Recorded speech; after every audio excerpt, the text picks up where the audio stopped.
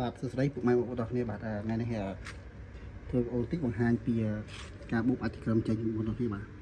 អញ្ចឹងបងប្អូនប្រកាប់ត្រីពេលយើងដាក់លើឆាប់ចឹងទៅអានេះទុកយូរក៏លួយបងប្អូនទាំងគ្នាយើងត្រូវយកវាចេញណាចឹងយូរ2ថ្ងៃពេលចេញទៀតយកវាចេញយកជួយចេញទៅវាលួយទៅទឹកកាច់ជាមេរោគបងប្អូនទាំងគ្នាបាទឥឡូវគូនទឹកខ្ញុំបានមួយសប្តាហ៍បងប្អូននេះធំគ្រាន់នេះយើងធ្វើហើយប៉ុណ្ណេះមួយសប្តាហ៍ឈ្នះនេះបាទយើងទៅយកវាចេញបាទអញ្ចឹងយើងទុកវាបន្ទុះទៅវារង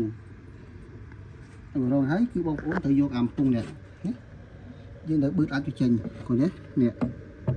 យើងបឺតបូមអាចទីកុំឲ្យរំខានវា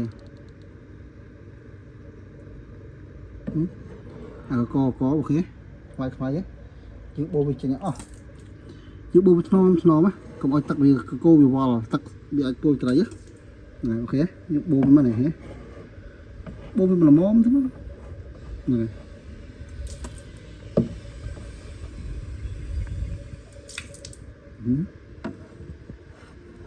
យើងបូមអាចវាចឹងបងប្អូនបាទនេះស្អាតវា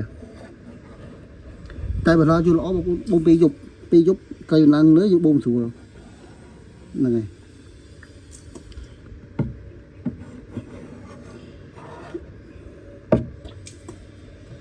បូមវិញទៅ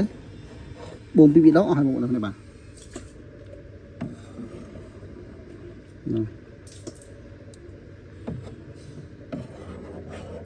អូខេខ្ញុំបូមប៉ុណ្ណេះចឹងអាយុទៀតវាកកខ្ញុំបូមទៀតបាទខ្ញុំបូមពីរដងទៅចឹងពេលបងប្អូនបូមចឹងហើយបើសិនទឹកបងប្អូនរៀងខូចបងប្អូនបូមវាពាក់កណ្ដាល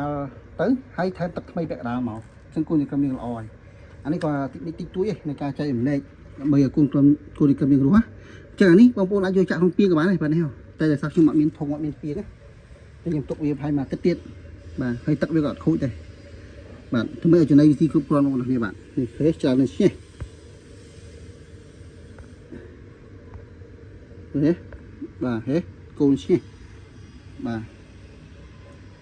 ហើយទឹកខ្ញុំធ្វើរួចស្រេចហើយចាំតែពេលវេលាខ្ញុំចូលទៅចាក់ហ្មងហើយយីបានទឹកទៀតខ្ញុំចាក់បាទអញ្ចឹងវីដេអូខ្ញុំមានតែប៉ុណ្ណឹងអរគុណច្រើន